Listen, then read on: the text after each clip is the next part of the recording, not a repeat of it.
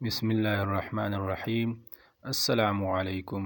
Welcome to my channel easy Islamic info.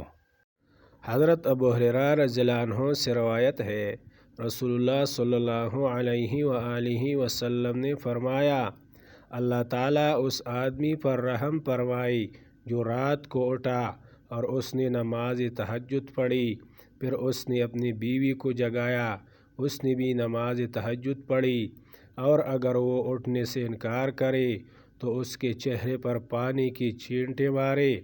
اسی طرح اللہ تعالیٰ رحم فرمائے اس عورت پر جو رات کو اٹھی اور نماز پڑھی، پھر اپنے خاوند کو جگایا اور اس نے بھی نماز پڑھی، اور اگر اس نے انکار کیا تو اس کے چہرے پر پانی کی چھینٹیں مارے۔ حضرت حذیفہ رضی اللہ عنہ سے روایت ہے کہ نبی صلی اللہ علیہ وآلہ وسلم جب رات کو اٹھتے تھے تو اپنے منہ کو مسواک کے ساتھ صاف کرتے تھے۔